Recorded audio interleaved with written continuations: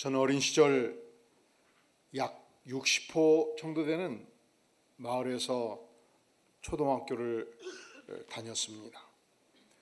아침, 점심, 저녁 움직일 때마다 동네 어르신들이 마을에 왔다 갔다 하시기 때문에 저희 부모님은 항상 귀에 못이 박히게 말씀하셨습니다. 어르신들을 만나면 고개 숙여 인사하거라. 그리고 당시 우리 동네에서 이 어린이들 그룹이 두 그룹이 있었는데 모범생 그룹이 있었고 욕쟁이 싸움꾼 그룹이 있었습니다. 구체적으로 지목해가지고 누구는 만나지 말라. 그래서 저는 어린 시절부터 지금까지 그 욕을 해본 경험이 거의 없어요.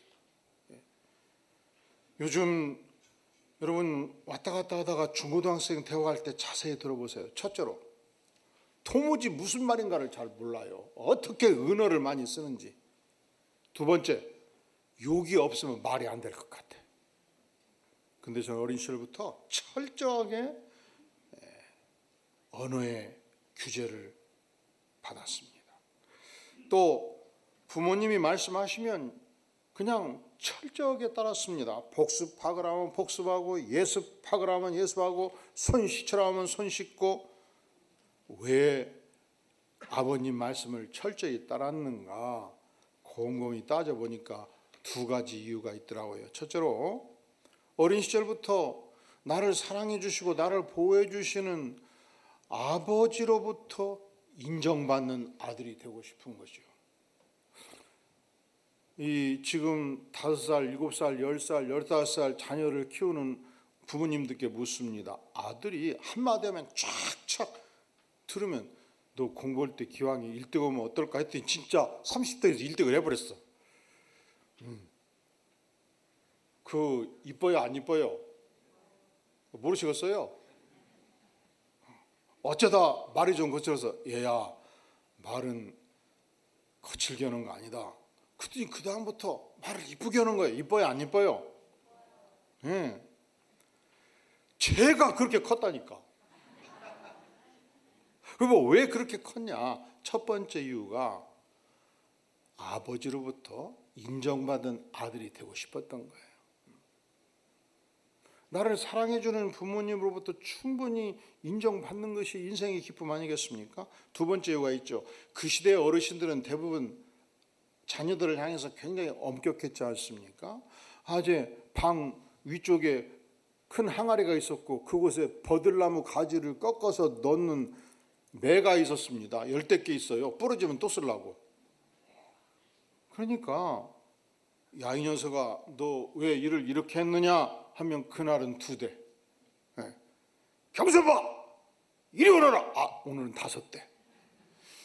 이 녀석이 하지 말라는데 오늘은 10대. 이 목소리 듣고 매 횟수를 예상할 만큼. 그러니까 왜 열심히 부모님 말씀을 듣는 거죠? 매 안 맞으려고. 그렇게 어린 시절을 커서 여기까지 와보니까 한 가지 감사한 것은 절대로 기본적으로 인생에서 피해야 될 것을 안 해야 될 것은 안 하고 해야 될 것을 하고 사명이면 죽으나 사나 내 인생의 사명인 줄 알고 지금은 제가 고아인 거 아시죠? 불쌍해 고아.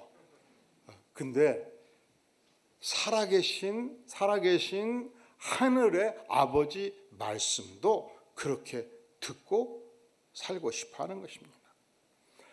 사랑하는 성도 여러분, 우리 자녀들이 이 땅을 살아갈 때 육친의 아버지 말씀을 잘 듣고 육친의 아버지로부터 인정받는 것이 중요해요. 하지만 더 중요한 것이 있습니다. 그것은 나의 아버지를 창조하신 하나님, 나를 창조하신 하나님 아버지의 인정을 받는 것이 얼마나 중요합니까? 우리가 지상의 생애를 살면서 그렇다면 어찌해야 하나님 아버지로부터 인정받는 삶을 살 수 있을까요? 우리가 하나님으로부터 인정받는 삶이라는 것은 하나님 앞에서 의로운 삶을 사는 것입니다. 의인이라 인정받는 삶을 사는 것입니다. 하나님께서는 신구약 성경 전체를 통해서 우리가 하나님 앞에서 인정받는 삶, 의인의 삶을 두 가지의 길로 열어주셨습니다. 따라해 볼까요? 율법의 길, 믿음의 길, 두 길을 열어주셨습니다. 구약성경 레위기 18장 5절에 보면 너희는 내 규례와 법도를 지켜라, 율법을 지켜라. 사람이 일을 행하면, 사람이 율법을 행하면 그로 말미암아 살리라. 살 길이 있다는 거예요. 율법을 지키면 살 길이 있다는 것이죠. 그리고 갈라디아서 3장 오늘 읽은 말씀 12절에 보면 율법은 믿음에서 나는 것이 아니니 율법을 행하는 자는 그 가운데에서 어떻게 하리라? 살리라. 율법을 100% 행하면 살 길이 있다는 거예요. 그래서 하나님께서는 모세 오경을 주셨습니다. 모세 오경 안에 십계명을 주셨고 각종 의식법규, 도덕법규, 생활법규를 주셨습니다. 이 율법의 말씀을 100% 행하면 하나님께서 살 길을 열어주시겠다 약속하셨습니다. 문제는 인간 안에 이 율법을 100% 지킬 능력이 없다는 것입니다. 그래서 우리는 의에 이를 수가 없었습니다. 그래서 우리는 율법이 구원을 주지 못한다는 것을 깨우치게 된 것입니다. 율법을 열심히 지켰음에도 불구하고 우리는 율법의 저주에 갇힌 인생이 된 것입니다. 자, 10절 말씀 시작. 무릇 율법 행위에 속한 자들은 저주 아래에 있나니 기록된 바 누구든지 율법책에 기록된 대로 모든 일을 행하지 아니하는 자는 저주 아래에 있는 자라 하였습니다. 그러니까 율법주의자들은, 율법을 통해서 의를 이루고자 하는 자들은 율법을 철저히 준행해서 그것이 구원에 이르는 길이 있다고 믿는 자들은 저주 아래 갇힌다는 거예요. 어디 아래 갇힌다고요? 저주의 인생이 된다는 거예요. 어떻게 저주의 인생이 되는가? 첫째로 우리는 율법을 100가지를 지켜도 한 가지를 지키지 못할 때 죄의식을 갖습니다. 저주의식을 갖습니다. 열등의식을 갖습니다. 이것을 죄의식의 저주라 말합니다. 두 번째, 우리가 율법주의자가 될 경우에 율법을 못 지키게 되면 원인 분석을 하죠. 예컨대 요즘 독감 엄청 심합니다. 저는 어렸을 때부터 100일에를 안 뒤로 감기에 걸리면 굉장히 고생을 많이 해요. 그래서 감기를 엄청 조심합니다. 그 결혼을 했는데 감기에 걸렸어요. 근데 가까이 있는 분이 보고서 꾀병 들렸다고, 나는 죽게 생겼는데 엄청 고생을 하거든요. 그리고 저는 30대부터 코로나, 전 국민, 전 세계 백성들이 코로나로 고통할 때 국가가 명했던 모든 일을 이미 알고 있었어요. 어떻게? 코로나는 감기의 일종이거든. 여러분, 이렇게 감기가 유행할 때는 하여간 밖에 나갔다 들어가면 반드시 손을 씻는 것이 중요해. 또 다중 앞에 갈 때는 막 버스 속에 사람이 많고 전체 쪽에 사람이 많을 때는 마스크 쓰는 것이 중요하고, 그런데 그렇게 했음에도 불구하고 그냥 엄청 독감에 걸린 거예요. 우들우들 떨고 막 목감기에 걸리고 머리는 지끈지끈 아프고 콧물은 줄줄 새고, 그래서 조퇴하고서 이불을 뒤집어 쓰고 누워서 곰곰이 생각해 보니까 내가 2주 전에 안 가려고 그랬는데 그냥 주일날 고놈의 자식이 그냥 골프 치자 해가지고 주일 예배 빼먹고 골프 치고 왔더니 하나님은 정확하신 하나님이네. 나를 이 감기로 고생하게 하시는 하나님. 그러니까 무슨 일을 해도 불안의식이 있어요. 혹자는 사업가인데 12월 매출이 다른 때는 2배, 3배인데 그냥 반토막이 난 거예요. 그거 왜 그랬는가? 주여 기도하다 보니까 11월 달 부채가 많아서 11조를 안 하고 그냥 그것부터 하나님은 정확하신 하나님이다. 나를 치셨다. 하나님은 치신 하나님. 걷다가 돌불에 넘어져서 작신 다쳤는데 팔이 지끈지끈하네. 하나님이 어찌 나를 이렇게 고생시킵니까? 어저께 걷다가 한 할아버지가 넘어지는 걸 보면서 아이고 저렇게 팔이 약해서 어떡하냐 하고 비웃었더니 하나님은 정확하신 하나님, 나를 또 세리셨네. 이렇게 생각한단 말이죠. 이것이 율법의 저주라 이 말입니다. 불안의 저주가 있습니다. 율법주의자는 나름대로 열심히 율법을 지키지요. 그런데 다른 사람이 내가 생각하는 율법을 지키지 아니할 때 판단합니다. 판단해요. 아니, 친한 A라는 집사가 있었는데 자주 주일날 예배를 빠져요. 보니까 안수 집사요. 뭔 안수 집사가 저런다냐? 차라리 그냥 집사 타이틀 떼고 성도해라. 이렇게 대놓고 말도 해주는 거예요.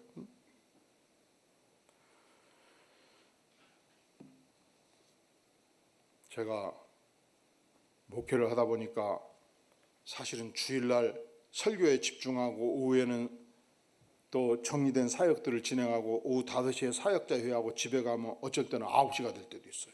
그래서 집에서 이제 뭐 보통 7시 반 8시에 들어가는데 이 하루 종일 핸드폰을 안 봤으니까 혹시 뭔 좋은 소식이 있나? 무슨 소식이 있나? 여러분 항상 다니면 핸드폰을 볼 때 좋은 소식이 있나 이렇게 기대한다는 걸 꼭 염두에 두고 문자를 주시길 바랍니다. 이렇게 봤는데 한참 읽다 보니까 이거 출력하면 5페이지는 될 것 같아요. 1번 목사님 오늘 2부 예배에서 첫 번째 찬송이 늘어 터져가지고 죽는 줄 알았어요. 왜 사회자한테 그리고 전 찬양단한테 속도 있게 말을 하고 왜 얘기 안 했어요?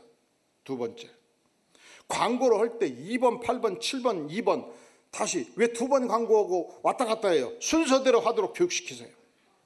3번 오늘은 그 기도한 집사님이 어떻게 11분 30초 너무 길어가지고 죽는 줄 알았어요. 제대로 예배를 드리게끔 목사님께서 왜 하나하나 체크하지 않습니까? 그것이 몇 페이지? A4 용지?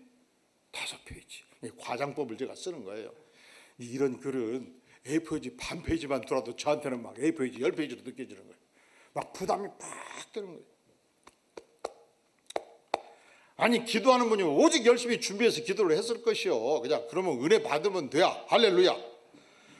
그런데 이 율법주의자는 가족끼리 모여도 조카가 누가 싫고 막 지적질을 막 하게 돼요.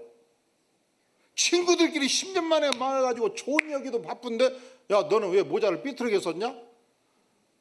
내가 열심히 율법을 지키는 만큼 내 주변에 있는 모든 사람도 열심히 율법을 지켜야 된다고 생각하고 지적질하기 쉽단 말이죠. 그래서 교만의 저주가 오게 되는 것입니다. 자, 율법이 주는 저주가 뭐냐? 죄의식의 저주가 있고 불안의 저주가 있고 판단의 저주가 있고 그 안에 교만의 저주가 있는 것입니다.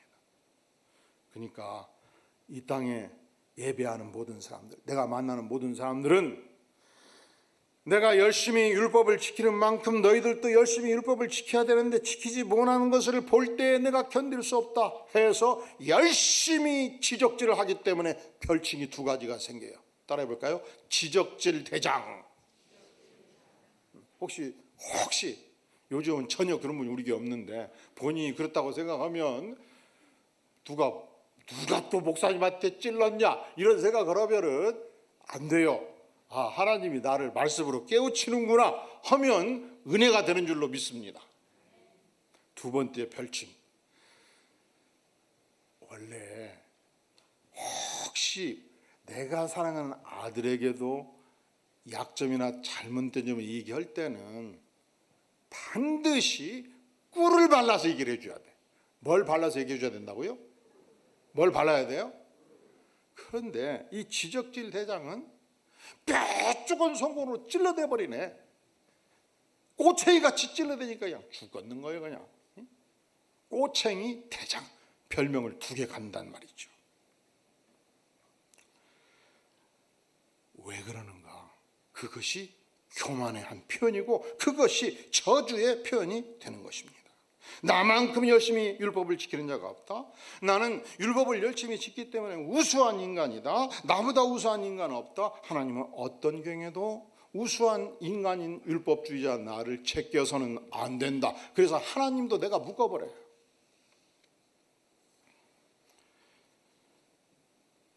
인간 종자가 어떤 종자인가를 잘 모르는 거예요. 인간은 아담의 후손으로서 하나님 앞에 결코 용서받을 수 없는 죄인이었습니다. 우리는 100% 하나님의 율법을 다 지킬 수 없는 죄인이었습니다. 이것이 인간의 한계고 이것이 인간의 분수예요. 이걸 우리가 받아들일 때 우리는 십자가 앞에 설 준비를 하는 것입니다. 자, 율법주의자가 우스갯소리로 말씀을 드리는 거예요. 수학 선생이면 소크라테스가 분수를 알라 했을 거예요. 율법주의자가 국어 선생이면 소크라테스가 내 주제를 알라 했을 거예요.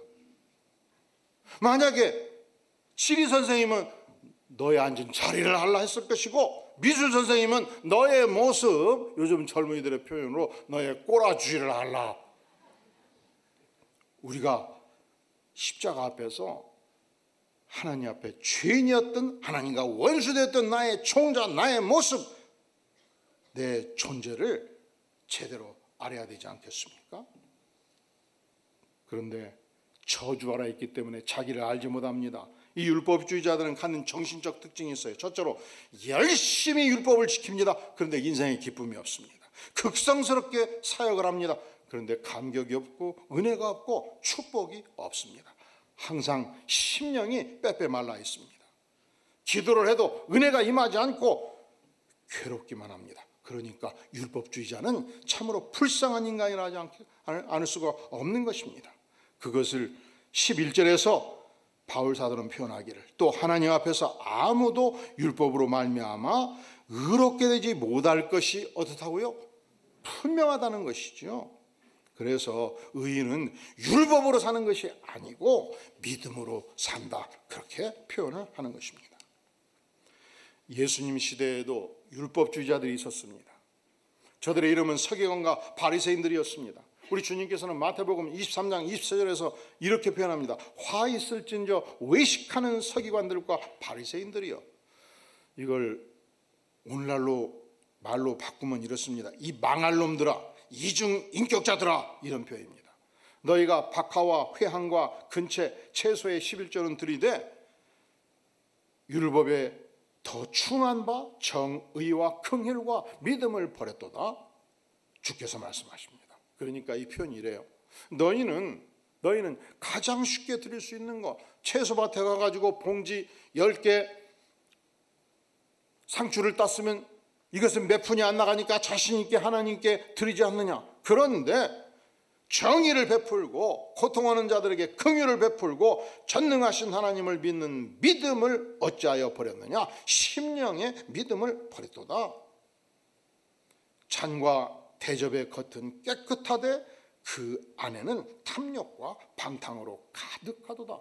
너희들은 행동거지는 조심하는데, 율법은 열심히 지키는데, 옷은 이쁘게 입는데 너희의 심령은 탐욕과 방탕으로 가득하도다. 이것이 율법주의자들의 치명적인 문제라고 우리 주님께서 선포하시는 것입니다. 요즘 부부가 직장 생활을 많이 하기 때문에 이제 월요일이 되면 많이 바쁘시죠. 월요일 날 퇴근해서 겨우 밥해 가지고 먹고 애 셋 씻기고 나면 피곤해서 자야 되지 않겠습니까? 설거지 때를 보면서 부부가 얼굴을 보는 거예요. 왜 얼굴을 서로 봐요? 당신이요. 고개만 이렇게. 그래서 같이 내일 하자 하고 잤어요. 아침에 일어나면 어떻게 될까요? 새로운 전쟁이 시작되잖아요. 씻기고 입히고 이제 유치원 보내고 초등학교 보내고, 그리고 아침 몇 술 뜨다가 그냥 설거지 하면 지각하게 생겼네. 설거지하고 지각해야 되겠어. 일단 출근하고 봐야 되겠어요. 강 권사님, 출근해야지. 그러다 보니까 설거지 때가 물도 있고 꽉 찼네. 일찍 퇴근한 사람이 닦으면 되니까. 근데 저녁에 들어오면 에너지가 남아요. 다 탈진해요. 탈진하지요. 겨우 밥해 갖고 보니까 오늘따라 그냥 밥그릇이 하나도 없어. 다 설거지 때 들어가지고. 그래서 물속에 있는 그릇 하나 뺐어요. 그리고 세제해가지고 겉만 깨끗이 닦았어. 번쩍번쩍. 깨끗이. 보니까 신랑도 하나 줘야 될 것 같아. 신랑 것도 겉만 깨끗이 닦았어. 여기서 냄새나도 뭐 어쩔 수 없어. 바쁘니까.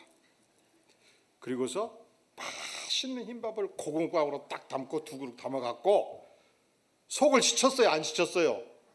왜 바쁜데 속까지 씻어? 그냥 겉만 씻어놓으면 되지 하고 딱 주고 놔둬놓고 밥을 먹으면 밥이 목구멍에 들어가요? 안 들어가요? 왜 안 들어가? 왜 안 들어가냐고. 맛있는 밥인데 왜 안 들어가요? 이거 잘못 먹으면 체할 것 같으니까 안 들어가지. 저는 북한에 한 3차례 정도 갈 기회가 있었는데 한 번도 못 갔습니다. 그때마다 이 목회가 바빠가지고. 근데 지금 생각하니까 참 안 가기 잘했다 싶어요. 연전에 우리 한국의 유명한 정치인들과 경제인들이 북한에서 회합을 한 적이 있었습니다. 그때 삼성의 이재용, SK의 최태원, 현대의 정의선 이런 분들이 다 올라간 거예요. 그런데 비서진들이 귀에 못이 박이게 총수들한테 얘기한 거예요. 절대로 올라가시면 혼자 주무시면 안 됩니다. 죽습니다. 반드시 같이 주무셔야 됩니다.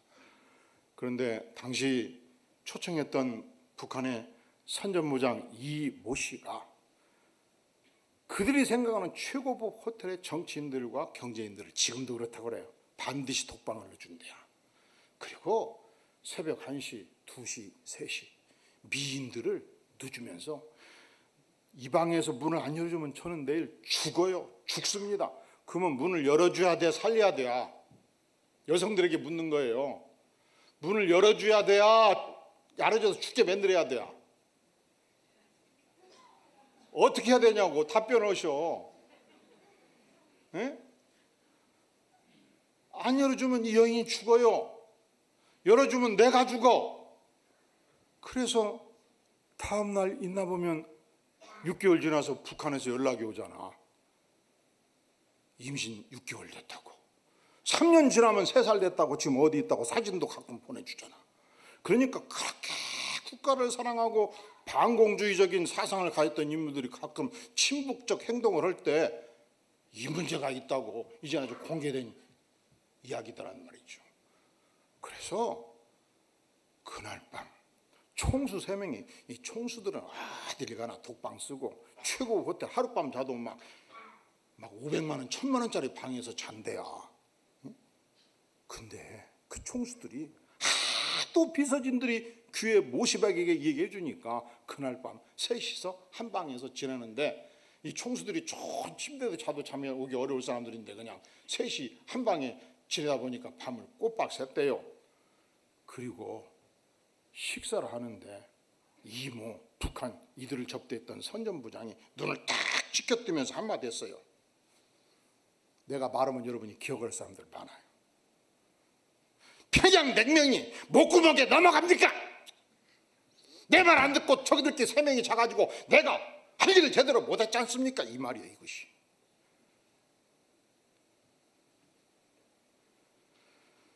우리가 인간의 치명적인 약점이 우리는 겉만 깨끗하면 양복만 입었으면 속이 썩었든지 속이 부패하든지 밥그릇 속이 구정물로 가득 차 있든지 관계없이 맛있게 먹고 다니는 질병이 우리 안에 있단 말이죠. 이것이 율법주의자의 최대의 문제라고 말씀합니다. 내면 세계의 정화 없이는 아무리 율법을 열심히 지켜도 우리는 하나님 앞에 인정받을 수 없는 존재라는 것입니다.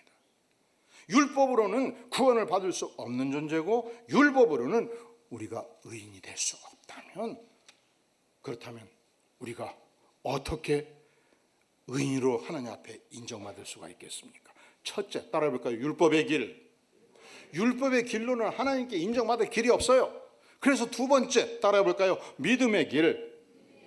하나님께서는 우리에게 믿음의 길을 열어주신 것입니다. 율법은 믿음에서 난 것이 아니라 말씀하지 않습니까?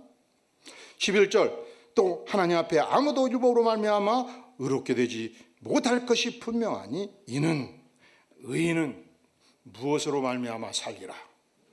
믿음으로 말미암아 살리라. 너희는 그 은혜에 의하여 믿음으로 말미암아 구원을 받았나니 이것은 너희에게서 하는 것이 아니오 하나님의 선물이라. 은혜로 믿음으로 선물로 우리가 구원을 받았다 말씀하는 것입니다. 아브라함이 연로해서 도무지 자녀를 출산할 수 없을 즈음 어느 날 하나님께서 밤중에 나타나셨습니다. 나 하나님이다.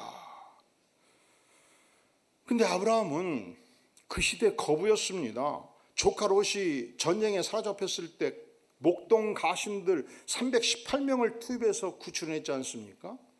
그건 무슨 말을 하는가? 목동이 한 사람이 양 100마리를 치면 두 사람이 200마리를 치는데 그 중에 한 사람을 군사로 파견하고 한 사람이 100마리를 맞다는 것을 200마리 맞게 해줘야만이 군사로 배출할 수 있지 않겠습니까? 그러니까 목동이 최소한 600명, 700명 이상이 있었다는 얘기예요. 목동 한 마리가 100마리를 감당하면 그는 그 시대 수천억 부자였어요. 중동의 최대의 부자였어요. 그런데 하나님이 아들을 안 주셨습니다. 하나님이 아들을 안 주시니 이제 누군가를 제가 후계자로 삼아야 될 것인데 목동 중에서 다메섹 출신 가장 똑똑한 자 엘리에셀을 후계자로 삼고 하나님 아직 준비를 하겠나이다. 그랬더니 하나님이 뭐라고 했을까요? 예스를 하시지 않은 거예요. 아니다. 너의 씨를 통해서 아들을 줄 것이니라. 사라에게 아들을 줄 것이니라. 나를 따라오너라 하면서 아브라함의 손목을 잡고 쌀이문 밖에 나가서 하늘을 보거라 해서 하늘을 봤더니 매연이 없는 중동의 하늘이 얼마나 찬란했겠습니까? 그 엄청난 별들이 쏟아지는 그 상황 속에서 주께서 말씀하시기를 너의 아들을 통해서 너의 자손이 저 하늘의 무별처럼 번성하리라. 이미 아내의 경수가 끊겼습니다. 이미 연로한 나이입니다. 그런데도 불구하고 아브라함은 이때 하나님의 말씀을 믿었습니다. 아브라함이 믿으니 이를 그의 의로 여기셨다. 어떻게 우리가 하나님 앞에서 의인이 될 수 있는가? 어떻게 하나님 앞에서 우리가 인정을 받을 수 있는가? 하나님의 말씀, 하나님의 약속을 심령으로 믿는 것입니다. 그러면 아브라함이 믿은 하나님은 어떤 하나님이십니까? 아들을 준다고 약속하신 하나님이죠. 연로한 아브라함을 통해서도 아들을 줄 수 있는 하나님, 전능하신 하나님이시죠. 신실하신 하나님이시죠. 그렇다면 우리가 어떤 연유로 의인으로서 믿음으로 말미암아 살 길을 열리게 되는가? 하나님께서 살 길을 열려주시는가? 어떤 연유로 열려주시는가? 그것을 13절이 표현해주고 있습니다. 같이 천천히 읽겠습니다. 시작. 그리스도께서 우리를 위하여 저주를 받은 바 되사 율법의 저주에서 우리를 속량하셨으니 기록된 바 나무에 달린 자마다 저주 아래 있는 자라 하였습니다. 그리스도께서 내가 받아야 될 그 모든 저주, 율법의 저주, 사망의 저주, 절망의 저주를 대신 다 받으셨다는 것입니다. 그래서 우리를 이 율법의 저주에서 속량하셨습니다. 구원하셨습니다. 구출해 주셨습니다. 그것을 위해서 전능하신 하나님이신 예수님께서 인간의 몸을 입고 이 땅에 오셨습니다. 예수님은 완전한 인간이셨습니다. 종같이 우리를 섬기셨습니다. 그리고 나무에 달려 죽기까지 하셨습니다. 13절에 보면 그리스도께서 우리를 위하여 저주를 받은 바 되사 율법의 저주에서 우리를 속량하셨으니 기록된 바 어디에 달린 자마다 나무에 달린 자마다 저주 아래 있는 자라 하였습니다. 역사적으로 보면은 극악무도한 범죄인들을 나무에 매달아 알리고 죽이는 풍습이 있었습니다. 우리 동양에서도 우리 한반도에서도 국가 반역죄를 저지른 자들의 수괴는 목을 잘라가지고 한 나무에 매달아서 동대문 저작거리에 한 달, 두 달을 놔뒀습니다. 이것이 저주라는 것이죠. 그리고 서양에서는 로마 제국 시대, 예수님이 살았던 그 시대에 극악무도한 죄인들은 나무에 매달았습니다. 십자가의 형을 처한 것입니다. 이 십자가의 형 자체는 어떻게 형벌을 가하는가? 여러분이 손 안에 못을 박으면요, 온몸의 무게를 감당할 수 없기 때문에 찢어질 수 있습니다. 그러나 손목 중에서 가운데를 누르면 못을 칠 수 있는 곳이 나와요. 여기에 박아버리면 쉽게 찢기지 않습니다. 그리고 신경이 집중된 곳이기 때문에 우리 인간이 겪을 수 있는 극악의 고통을 줄 수가 있습니다. 그렇게 양쪽에 못을 박습니다. 그리고 발목 안에 동일한 위치에 못을 박아버립니다. 그러면 손목이 힘을 받을 때 얼마나 고통이 크겠습니까? 이 고통을 줄이기 위해서 발목에 힘을 가하고 손목에 힘을 놓으면 이 발목에서 온몸을 흔들어대는 고통이 신경을 통해서 올라오지 않겠습니까? 그래서 이 십자가의 형벌 가운데 처한 자들은 몸을 꿈틀꿈틀합니다. 꿈틀꿈틀 할 때마다 예수님은 등허리에 엄청난 채찍에 맞으셨습니다. 찢겼습니다. 이 찢긴 상처, 이 상처가 나무에 등걸풀이 파고 들어가지 않겠습니까? 이 고통을 지켜보던 한 병사가 예수님께 다가와서 허리에 창을 박습니다. 그것은 예수님을 향한 최대의 사랑의 표현이었어요. 왜냐하면 발목에서 손목에서 흘러나오는 이 작은 피를 가지고서는 24시간, 36시간, 48시간, 72시간 이 기나긴 시간을 고통을 견뎌야 되기 때문에 허리에 창을 찔러서 물과 피를 쏟아서 고통을 시간적으로 줄이기 위한 사랑의 표현이었습니다. 이 십자가의 저주를 통해서 내가 받아야 될 모든 저주를 주님께서 대신 받으셨고, 십자가의 고통을 당하심으로 내가 받을 모든 죄악을 주께서 대신 받으심으로 믿는 자는 영생을 가졌느니 우리에게 영생의 축복을 허락해 주신 것입니다. 우리 예수님은 십자가에 죽으실 때 이 저주의 죽음을 받아야 될 죄가가 전혀 없으신 분이었습니다. 순결하신 분이었습니다. 전능하신 하나님이셨습니다. 그런데 나를 대신해서 내가 받을 저주를 온몸에 받으시며 십자가에 죽어가셨습니다. 그러니까 믿음은 무엇인가? 우리에게 주어진 믿음은 무엇인가? 하나님이 전능하신 것을 믿는 것입니다. 예수님께서 나를 대신하여 저주 받으시고 내 인생의 모든 죄가와 저주를 대신 감당하신 것을 100% 믿는 것입니다. 그리하여 주께서 죽으심으로 율법의 완성을 이루었고 주께서 십자가에 죽으심으로 믿는 자는 영생을 가졌느니 영생의 길을 우리에게 열어주신 것입니다. 자, 그렇다면 우리 하나님의 백성들은 오늘 이후 어떤 인생을 사셔야 되겠습니까?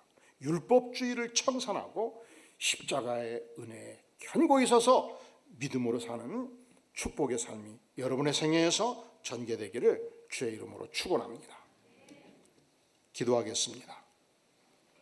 영광의 주님, 주님께서 내가 받을 모든 저주와 고통을 받으시고 우리에게 영생의 길, 생명의 길, 믿음의 길을 열어주신 것을 감사합니다. 이 믿음을 통해서 또한 아브라함의 복을 믿는 백성들에게 허락하여 주신 것을 감사를 드립니다. 영광의 주님, 주님께서 우리의 남은 생애 속에 이 믿음의 축복을 견고하게 충만하게 넘치게 허락하여 주시고 또 이 견고한 믿음 위에서 정진하는 축복의 신앙생활 하도록 성령께서 기름 부어 주시옵소서. 예수님의 이름으로 간절히 기도하옵나이다. 아멘.